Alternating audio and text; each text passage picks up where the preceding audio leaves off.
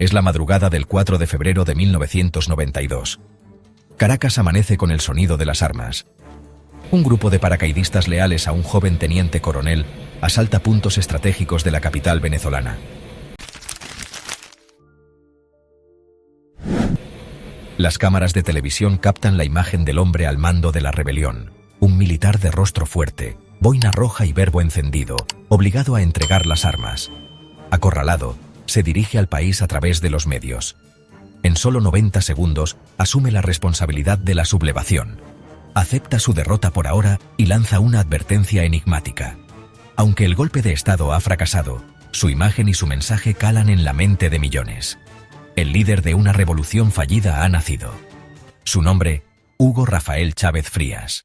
Pero antes de adentrarnos en la historia del hombre que desde los cuarteles tejió una ideología capaz de desafiar a toda una clase política, no olvides suscribirte al canal para no perderte las historias que han forjado al mundo y cuéntanos en los comentarios.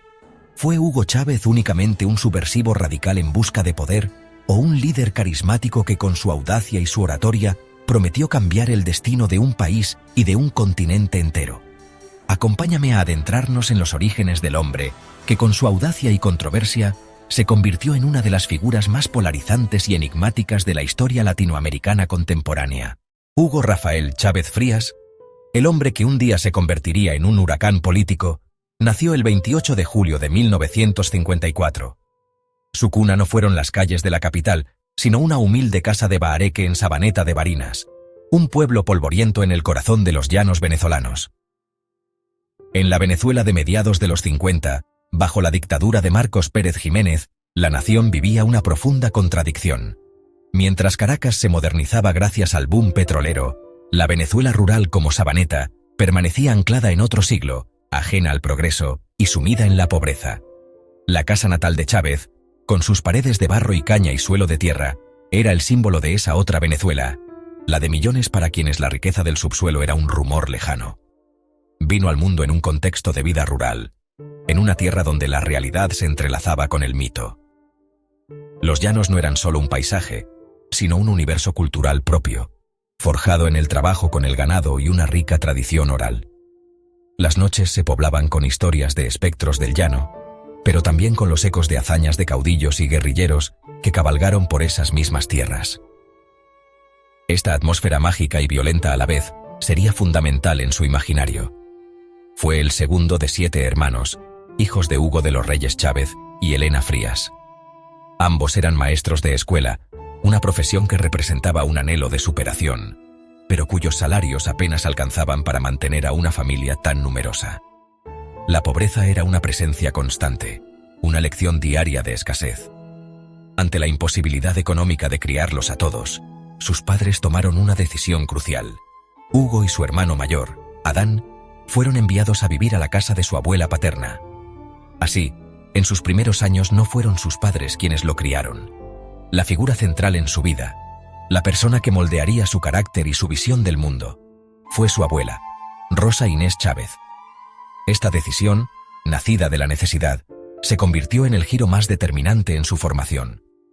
Rosa Inés no fue simplemente una tutora, fue su ancla emocional, su brújula moral y su primera instructora política.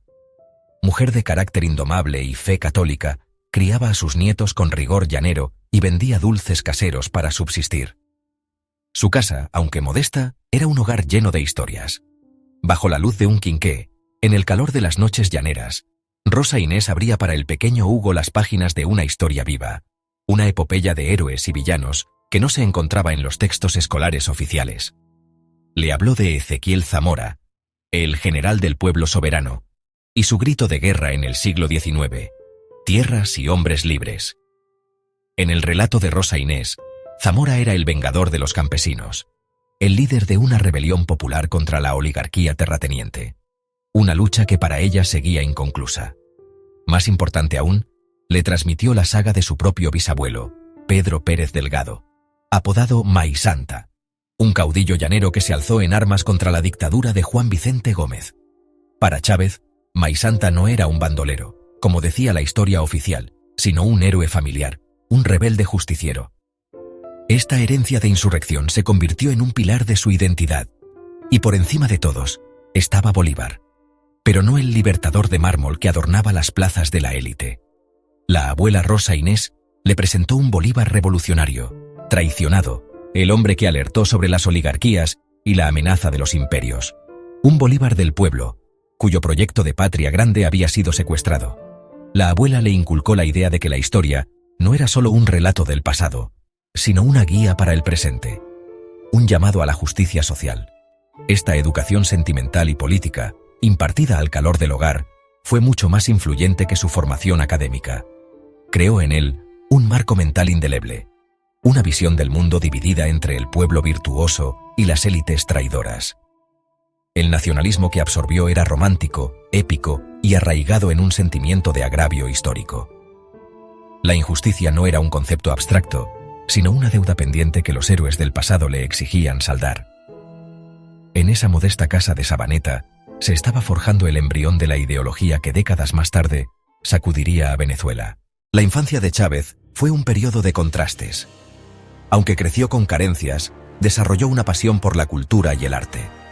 Era un ávido lector, un escritor de poemas y un talentoso dibujante. Pero su mayor pasión era el béisbol. Soñaba con convertirse en un lanzador profesional, una fantasía que representaba una vía de escape de la pobreza y una forma de alcanzar la grandeza. El béisbol no era solo un juego para él, era un símbolo de la meritocracia, de la posibilidad de triunfar con talento y esfuerzo, una idea que contrastaba con la realidad política de su país. En 1971, con 17 años, Hugo Chávez ingresó a la Academia Militar de Venezuela. Para el joven de Sabaneta, cuyo sueño era ser beisbolista profesional, el uniforme representaba un plan alternativo, pero no menos ambicioso. Era un paso que lo alejaba del campo y lo instalaba en Caracas, el epicentro del poder y la riqueza que moldeaban el destino de la nación. La capital era un mundo nuevo, un universo de asfalto y oportunidades que contrastaba radicalmente con la vida rural que había conocido. El ejército, como en muchos países de América Latina, era una de las pocas instituciones que ofrecía una vía de movilidad social real para jóvenes de origen humilde.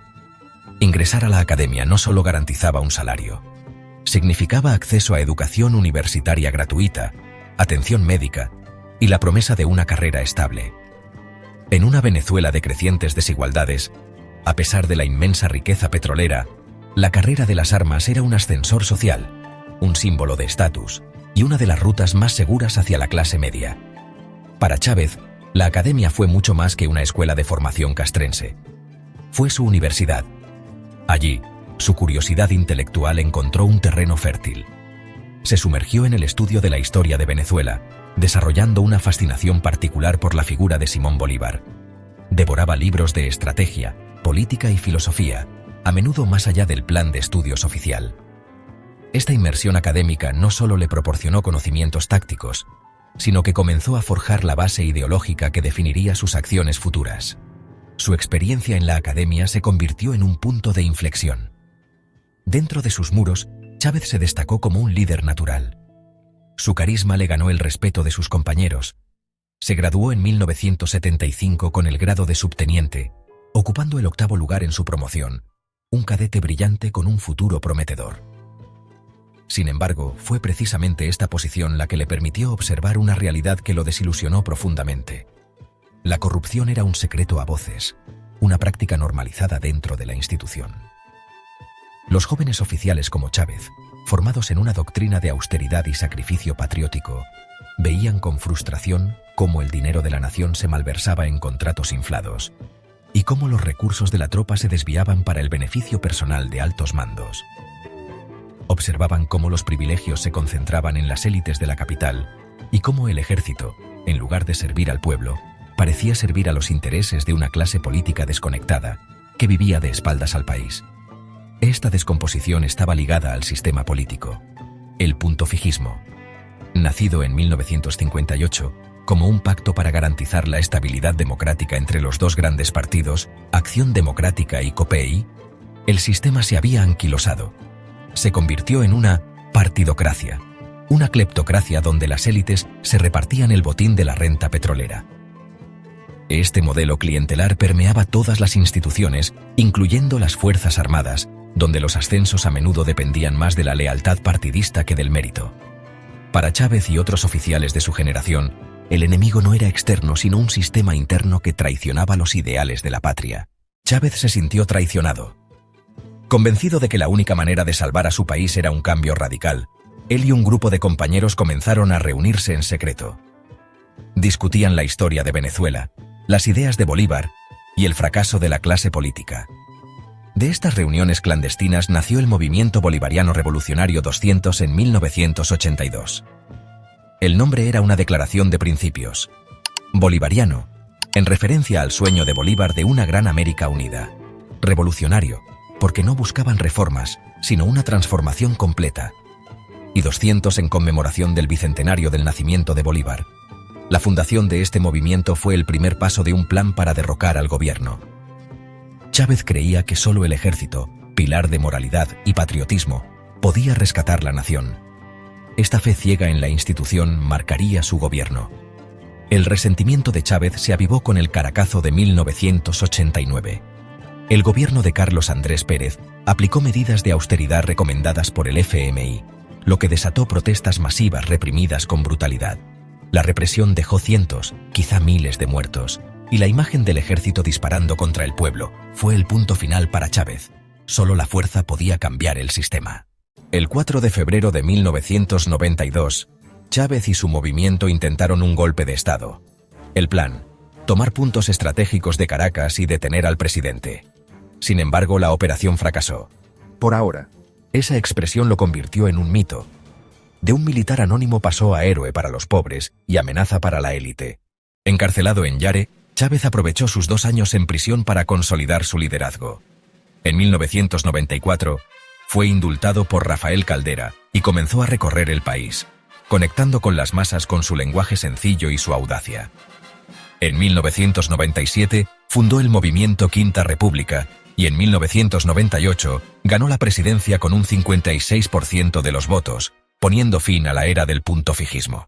Su triunfo fue visto como el inicio de una nueva era. Convocó una asamblea constituyente que dio origen a la Constitución de 1999, que fortaleció el poder presidencial y permitió la reelección inmediata. Inició las misiones bolivarianas, programas sociales financiados por el boom petrolero, que llevaron médicos, alfabetización y alimentos subsidiados a los más pobres. Para sus seguidores era El Salvador, para sus críticos, el inicio de un régimen autoritario. La polarización creció. En abril de 2002, tras un fallido golpe de Estado en el que fue depuesto por 48 horas, Chávez regresó con más fuerza y radicalización, convencido de que debía consolidar su poder absoluto. Purgó instituciones, militarizó el Estado y centralizó el control del petróleo. Desde entonces, la revolución bolivariana quedó sellada bajo su figura, para bien o para mal, cambiando el destino de Venezuela y de toda la región. La figura de Hugo Chávez irrumpió en la vida venezolana como un oficial del ejército que, tras liderar un fallido golpe de Estado en 1992, se convirtió en un símbolo de descontento. Su breve aparición televisiva para anunciar la rendición, con su famosa frase "por ahora", lo catapultó a la fama nacional. Tras 2 años en prisión y un indulto presidencial, recorrió el país, capitalizando el profundo hartazgo con el sistema político tradicional del pacto de punto fijo. De militar rebelde pasó a ser un carismático líder político que fundó su propio movimiento, el chavismo, como un proyecto de poder personalista y de ruptura. Fue un comunicador excepcional, maestro del lenguaje popular y la confrontación. Su principal herramienta fue Aló Presidente, un programa semanal de televisión que duraba horas. No era solo un show, sino su centro de gobierno itinerante. Desde allí, anunciaba expropiaciones, aprobaba presupuestos, interactuaba con sus ministros y seguidores y construía una narrativa de conexión directa con el pueblo, sin intermediarios. Con la promesa de una revolución bolivariana para refundar la República, llegó al poder en las elecciones de 1998 con una victoria arrolladora del 56% de los votos. Su primera gran acción, en 1999, fue impulsar una asamblea constituyente para redactar una nueva constitución. El texto resultante, aprobado en referéndum, cambió el nombre del país a República Bolivariana de Venezuela, extendió el mandato presidencial de 5 a 6 años y fortaleció drásticamente el poder ejecutivo sobre las demás ramas del poder público. Crucialmente, habilitó la reelección presidencial inmediata por un periodo. Apoyado en un boom histórico de los precios del petróleo, lanzó ambiciosas misiones sociales. Barrio adentro, llevó a miles de médicos cubanos a los barrios más pobres. Misión Robinson emprendió una masiva campaña de alfabetización. Mercal creó una red de mercados con alimentos subsidiados y la Gran Misión Vivienda Venezuela construyó cientos de miles de casas. Gracias a este inmenso gasto social, los indicadores de pobreza y desigualdad mejoraron notablemente durante sus primeros años de gobierno.